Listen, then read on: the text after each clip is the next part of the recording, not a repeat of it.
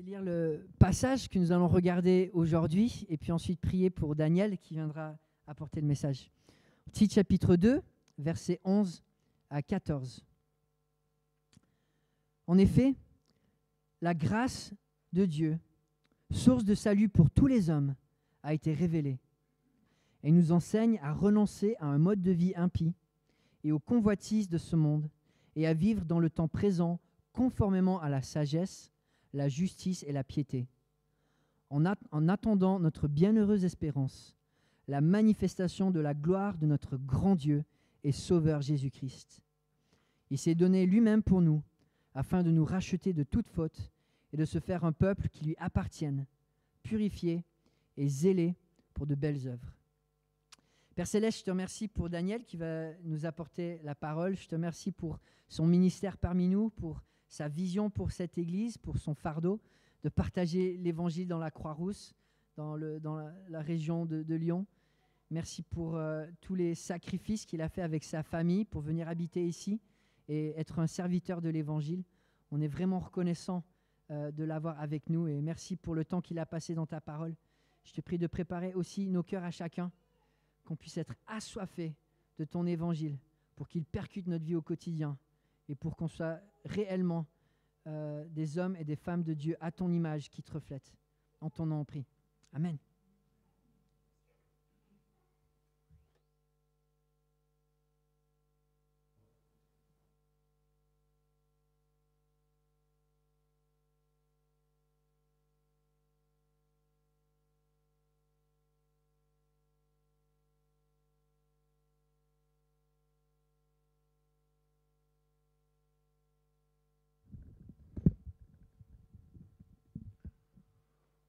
Bonsoir.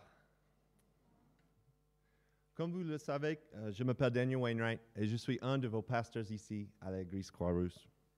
Cela fait 1 an que la dernière fois que j'ai prêché ici, heureusement, tout le monde a survécu ma première prédication en anglais. Donc ce soir, je vais essayer en français et probablement un peu en franglais aussi. Lors de la dernière célébration, Matthieu a prêché sur le chapitre 2, versets 1 à 10, et il a parlé des instructions pratiques et des voies éthiques que Paul donnait à l'Église. Et ce soir, nous allons examiner le fondement doctrinaux sous-jacent et nous avons donné le titre « La puissance de l'Évangile » à la prédication ce soir. Donc, je ne sais pas ce que vous vient à l'esprit lorsque je parle de la puissance de l'Évangile, mais ce soir, nous voulons explorer son importance pour nous. Voilà, importance de nous. Voulons explorer son importance pour nous. Il est essentiel de mieux comprendre l'Évangile à le pouvoir de surmonter nos péchés, de nous transformer spirituellement et nous permettre de finir la course en tant qu'individu et en tant qu'Église. À quoi pensez-vous lorsque vous entendez le mot puissance? Personnellement, je pense à la force de mon pote Julius Maddox, qui est maintenant le nouveau détenteur du record du monde de bench press avec une barre de 336 kg. Wow, OK? Plus de 3 fois de moi. Il est à peu près mon taille aussi. Donc, je pense aussi à l'énergie. Je ne sais pas comment ça marche, mais je suis très reconnaissant chaque fois, chaque matin, quand je prends mon bon café. Tu vois? C'est chouette. L'électricité a complètement changé nos vies. Et cette année, j'ai pas mal pensé à mon alimentation aussi. Ce que j'ai introduit dans mon corps et la façon dont ça m'affecte. Le mois dernier, pour le semi-marathon que j'ai fait pour la première fois, je n'ai pas assez mangé le matin de la course et j'étais étourdi vers la fin de la course parce que mon corps n'avait pas assez de calories ou de puissance en réserve pour me soutenir. Ce soir, nous allons comprendre la puissance qu'on trouve non pas dans la force physique ou dans l'énergie ou peut-être dans l'alimentation, mais dans l'Évangile. et ses implications pour nous, nos vies aujourd'hui, jusqu'au jour où Jésus reviendra. Donc, nous voyons la puissance de l'Évangile. On va regarder l'Évangile de la grâce, l'Évangile de la croix et l'Évangile du royaume. On va commencer avec le premier verset en 11. En effet, la grâce de Dieu, source de salut pour tous les hommes, a été révélée. L'Évangile de la croix annonce la bonne nouvelle que Dieu nous accepte et partage sa vie avec nous. Nous ne devons pas gagner ou mériter son salut, mais il nous le donne gratuitement aux dépens de Jésus-Christ. Son salut, c'est pour tous les hommes, a été révélé d'une manière qui était auparavant inconnue. Le mot que Paul utilise, c'est le même mot qu'il a utilisé dans les autres parties de la Bible, était révélé. Et c'est un mot grec, ça veut dire épiphanie ou épiphane. Et dans le Nouveau Testament, Luc nous donne un bon exemple dans le livre de Actes 27 de ce que signifie épiphanie. Le soleil et les étoiles nous sont... le soleil et les étoiles ne sont pas apparus pendant plusieurs jours et la tempête était si forte que finalement, nous avions perdu tout espoir d'être sauvés. Ça, c'était en Actes 27. Paul décrit comment le navire dans lequel Paul et ses compagnons se rendaient à Rome avait été frappé par un terrible coup de vent et avait dérivé impuissant sur la Méditerranée. Bien sûr, le soleil et les étoiles étaient toujours là, mais ils ne pouvaient être vus. Et de la même manière, la grâce de Dieu est toujours présente. Il surmonte nos difficultés et se révèle dans la souveraineté de Dieu. Nous ne pouvons rien faire pour le mériter. Avant la vie et la mort et la résurrection de Christ, nos pères et nos mères spirituels vivaient à la lumière de la promesse de Dieu. Ils croyaient que Dieu accomplirait qu'il avait promis par le Messie. Aujourd'hui, nous vivons dans la connaissance que la grâce de Dieu est venue par Jésus, notre source de salut. Le salut vient uniquement par la foi en Jésus-Christ, notre Sauveur et Seigneur. Certains diront que c'est une vision peut-être restrictive, intolérante, mais la vision historique, solus Christus, seul Christ, Christ seul, c'est notre vision à l'Église Clarus et aussi pour plusieurs organisations, Évangile 21 et aussi QC, qui affirme que le péché de chaque personne trouve sa solution en Jésus seul. Jésus lui dit, c'est moi qui suis le chemin. Moi, je suis le chemin, la vérité et la vie. On ne vient au Père qu'on passe par moi. Venez à moi, vous tous qui êtes fatigués et courbés sous un fardeau, et je vous donnerai du repos. Le salut est accessible à tous les hommes grâce à l'œuvre accomplie par le Christ dans sa vie et sa mort pour gagner notre salut. Dieu nous a choisis avant la création par conséquent, pas à cause de nos mérites, mais en raison de son plaisir souverain. Et dans les Écritures, Dieu nous promet qu'aucune nation, aucune langue, peuple ou personne n'est exclu de son œuvre salvatrice. Elle est pour tous ceux qui confessent qu'il est l'Éternel. Comme la plupart que vous savez que nous avons habité en Algérie pour quelques années. Et Myriam était une jeune femme algérienne qui a vécu nous pendant quelques mois lorsqu'on était en Algérie en 2003. Elle avait chassé de chez elle par son père. Après qu'il ait trouvé une Bible après qu'il ait trouvé une Bible dans sa chambre, elle a vu être devenu chrétienne suite à une vision de Jésus. En cherchant la vérité, elle avait trouvé une Bible, puis fait à la rencontre d'une disciple de Christ. Ce ne sont pas ses actions qui ont mérité ce rêve, mais Dieu lui a fait grâce.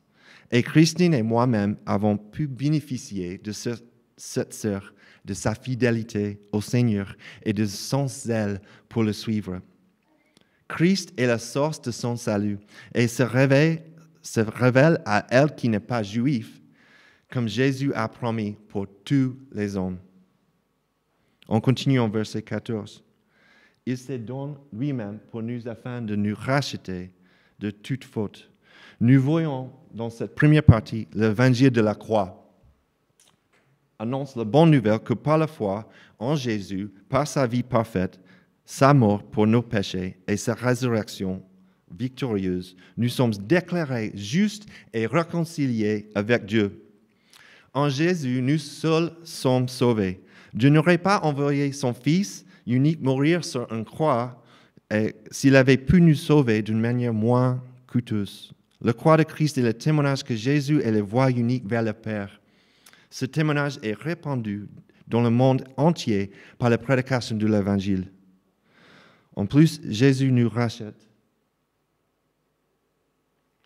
Jésus a payé pour nous. Jésus s'est donné pour nous. Le but de sa mort est de nous racheter de toute injustice. Nous voyons ici l'œuvre coûteuse et libératrice de la rédemption qu'on trouve dans l'Évangile. L.S.J. Crum a dit qu'il a payé une dette qu'il ne devait pas, mais une dette que je ne pouvais pas payer. Ça, c'est la grâce. Jésus décrit la raison de sa venue par ce verset, car même le Fils de l'homme n'est pas venu pour être servi, mais pour servir et pour donner sa vie en rançon pour beaucoup. Aussi, Jésus nous purifie. Il nous a rachetés afin que nous devenions purs. Sa grâce nous fait sortir de la porcherie. Son but n'est pas de nous aider à supporter la porcherie. Le péché nous rend coupables et sales, mais la grâce nous rend innocents et propres. Notre compréhension de l'Évangile change notre façon de nous voir et de voir les autres. La bonne nouvelle est que, quelle que soit notre vie passée et notre situation actuelle, Dieu a le pouvoir de nous sauver et de briser tout ce qui nous empêche et de faire l'expérience de sa grâce et de son pouvoir. Nous continuons avec le verset 14, la deuxième partie, de se faire un peuple qui lui appartient, purifié et zèle pour de belles œuvres. Et nous voyons l'évangile du royaume qui annonce la bonne nouvelle, de nouvelles vies avec Dieu, accessibles à tous ceux qui se détournent de leur rébellion et mettent leur confiance en Jésus. Parce que Jésus nous possède, il nous a rachetés pour nous purifier et pour que nous lui appartenions. Pierre dit la même chose en 1 Pierre chapitre 2, versets 9 à 10. « Mais vous êtes une race choisie, un sacerdoce royal, une nation sainte, un peuple pour sa possession, afin que vous puissiez proclamer la louange de celui qui a appelé de l'obscurité dans sa merveilleuse lumière. Autrefois, vous n'êtes pas un peuple, mais maintenant, vous êtes le peuple de Dieu. Vous n'avez pas reçu la miséricorde, mais maintenant, vous l'avez reçu. Nous appartenions autrefois à Satan, mais maintenant, nous appartenons au Fils. Nous étions autrefois étrangers, mais nous faisons maintenant partie de la même famille en chrétien. Maintenant, j'appartiens à Jésus. Mon Seigneur m'aimera pour toujours. Aucune puissance de mal ne pourra me séparer de lui. Amen. Il a donné sa vie pour racheter mon âme et maintenant je lui appartiens pour l'éternité. Est-ce que nous grandissons en humilité? Pourquoi? Pourquoi pas? Est-ce que nous arrivons à trouver notre identité en Christ seul par sa grâce, par son évangile? Ou est-ce que nous nous définissons par notre travail, notre famille, notre nationalité ou toute autre chose que nous faisons? Encore, Jésus nous prépare, car nous sommes à lui. Nous avons maintenant une passion sainte. C'est le désir de faire de bonnes œuvres, contrairement aux créatoires dans le livre de Tite, qui étaient inaptes à tout bon travail. En tant que croyants en Christ, nous avons un désir ardent d'honorer Dieu et nos actions sont la réponse naturelle à son œuvre de rédemption. Quand l'Église proclame de bonnes nouvelles de salut, les gens entrent dans l'Église et voient leur vie se transformer. L'Église est un instrument pour l'œuvre de Dieu dans la vie de chacun. Nous pouvons avoir la victoire sur le péché, l'opposition démoniaque, la maladie. Nous vivons dans la puissance du Saint-Esprit jusqu'au retour de Christ.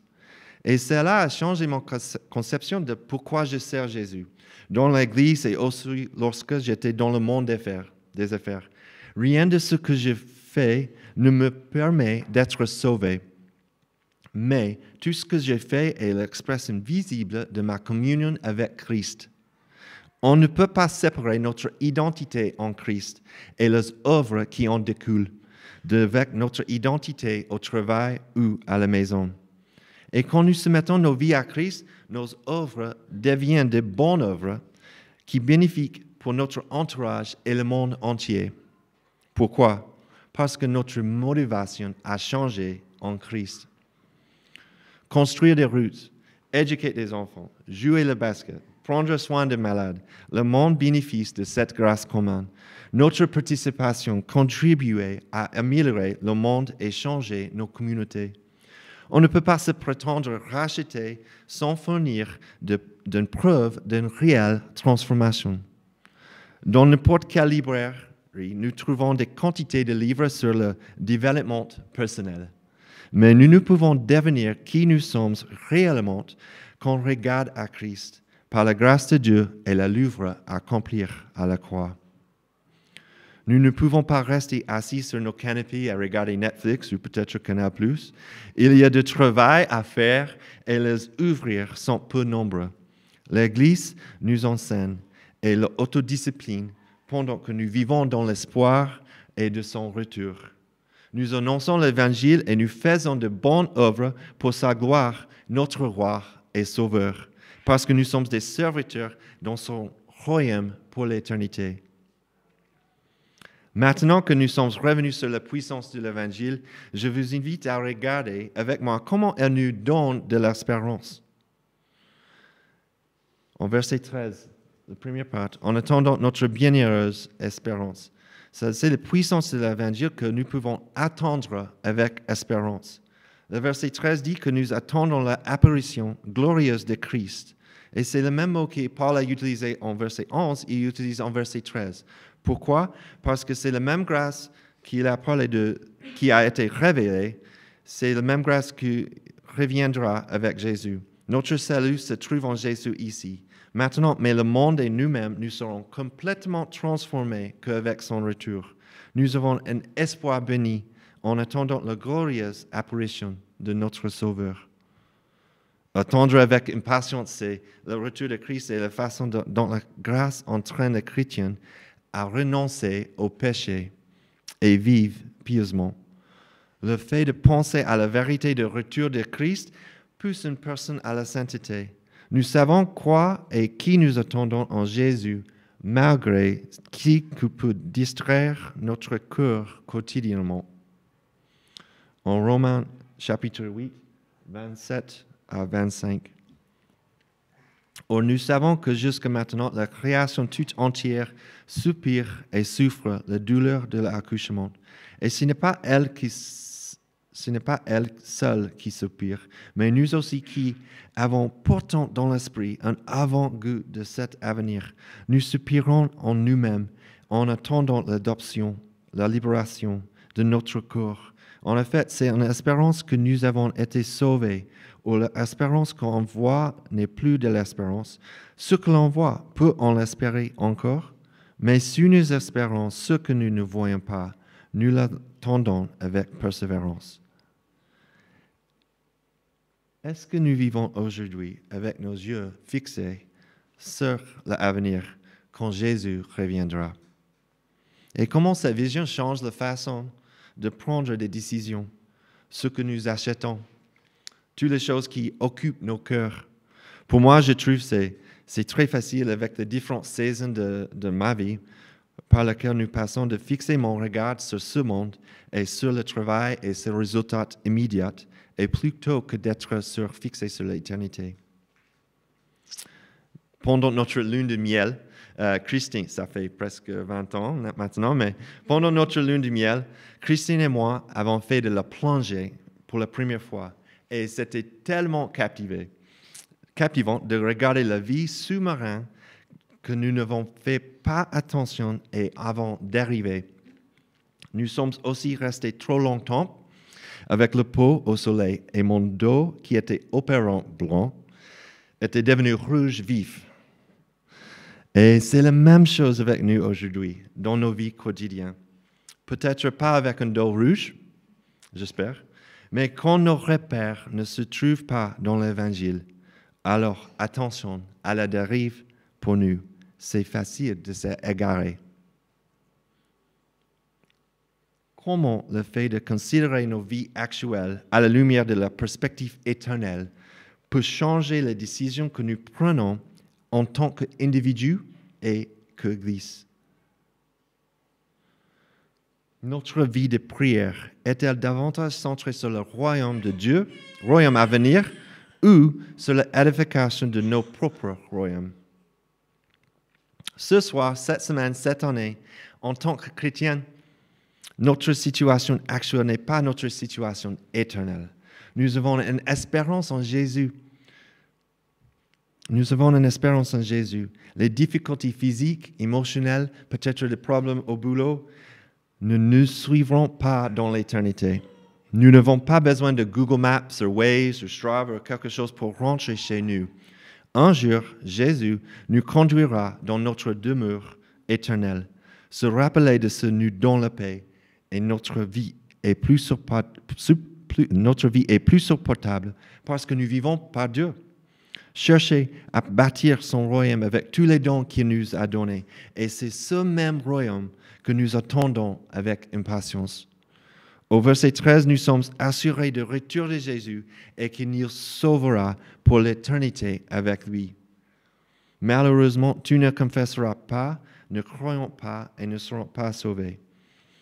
Nous n'avons pas une image très claire de quoi ressemblera ce jour quand nous lisons des Écritures. C'est beaucoup des images et c'est un peu difficile pour moi, mais nous savons que nous serons en présence en Jésus, Seigneur Jésus-Christ. Nous avons hâte d'être avec lui. La relation avec Dieu devant la chute sera restaurée et nous bénéficierons d'une communion parfaite avec lui et les autres. Nous verrons enfin la rédemption de notre nature pécheresse. Le monde sera rendu juste une fois pour toutes et nous ne sentirons plus la présence de péché dans nos vies et dans le monde qui nous entoure. Et la création sera restaurée. Nous anticipons la fin complète de la grâce lorsque l'ordre créationnel sera restauré. Il est notre Dieu, il est notre salut, l'objet de notre adoration, créateur et sauveur, qui pardonne le péché, juge final, et celui à qui nous prions. Il est mon sauveur, mon libérateur, mon rédempteur. Il est Jésus le Christ, le Messie de Dieu, et celui qui a été choisi de Dieu. Celui qui est venu accomplir la promesse de l'Ancien Testament est celui qui revient. Et c'est celui que nous avons parlé ce soir. C'est parce que la puissance de l'Évangile, la grâce de Dieu, nous enseigne où nous devrions fixer le regard et sur qui nous devrions fixer le regard pendant que nous attendons.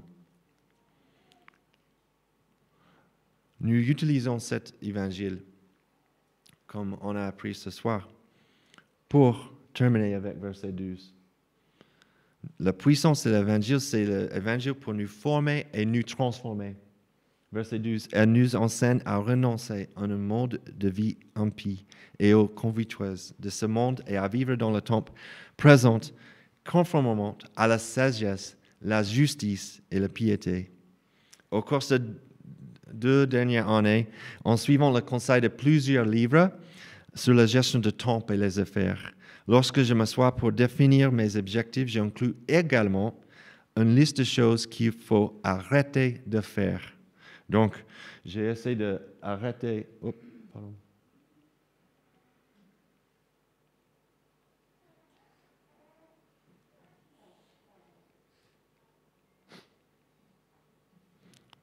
Problème. Arrêter de faire. Bon, donc, l'évangile nous entraîne de choses à arrêter.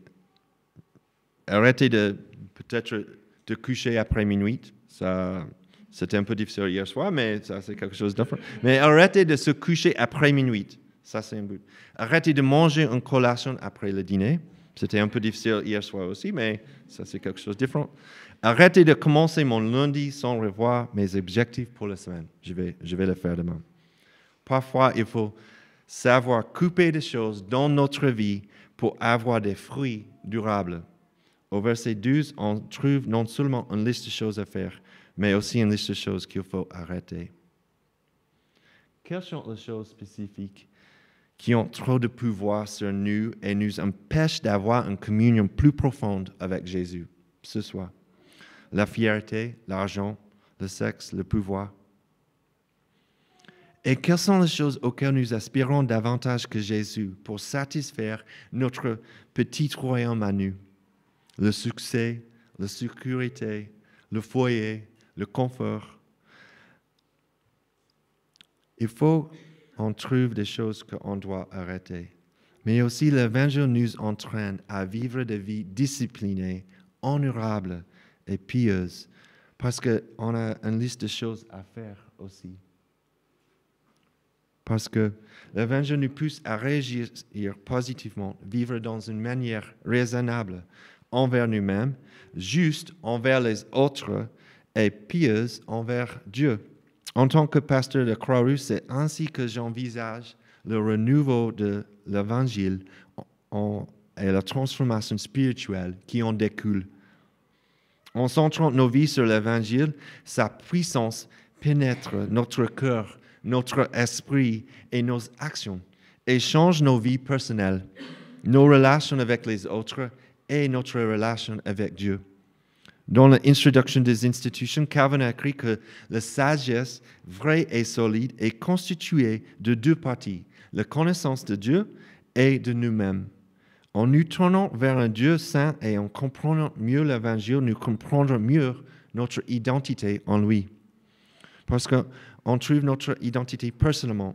Nous devenons sages quand nous apprenons à nous connaître au travers de la Bible ou par prière, car c'est un moment que nous comprenons la puissance de l'Évangile pour nous transformer individuellement. Vis-à-vis des autres, Dieu est un Dieu sociable. Il vit une relation parfaite avec le Père, le Fils et l'Esprit. Et il nous a créés dans son image pour être relationnels et développer des rapports avec lui et avec les autres. Faire le bien et réclamer la justice. Et troisième chose, vis-à-vis de Dieu.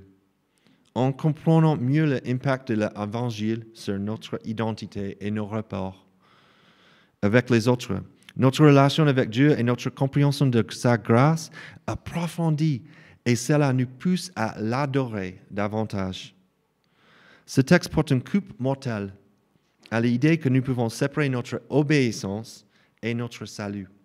Plus nous connaissons l'Évangile, plus nos désirs et nos passions changent et plus nous souhaitons ressembler davantage à Jésus qu'aux choses de ce monde. Le auteur Jerry Bridges résumait bien la situation. La maîtresse de soi sensible exprime la retenue dont nous avons besoin pour pratiquer les choses bonnes et légitimes de la vie, ainsi que le refus pur et simple des choses clairement pécheresses. Une conduite juste fait référence à des actions justes envers les autres, en leur faisant ce que nous aimerons qu'ils nous fassent. La sainteté consiste à considérer la gloire et la volonté de Dieu dans tous les aspects de notre vie, en faisant tout par respect et amour pour lui. Dans le Nouveau Testament, suivre le Christ est parfois comparé à faire une course. Et j'espère que ce soir, vous aurez mieux compris pourquoi. L'Évangile est non seulement puissant, mais c'est également la seule foule nécessaire pour continuer la course jusqu'au retour de Jésus. Je voudrais finir ce message ce soir par une affirmation de nos fondements théologiques à Croix-Rouge que je vous propose de lire avec moi à voix haute si vous le souhaitez. Bon, ensemble si vous voulez. Nous sommes passionnés par la centralité de l'Évangile. Nous croyons que l'Évangile est la bonne nouvelle de ce que Dieu, dans sa grâce, a accompli pour le pécheur à travers la vie sans péché.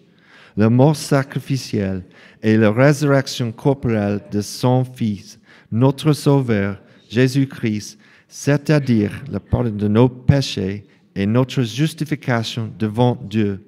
Cet évangile est également le fondement de notre confiance dans le triomphe ultime du royaume de Dieu et la réalisation de son plan pour toute la création dans le nouveau ciel et la nouvelle terre.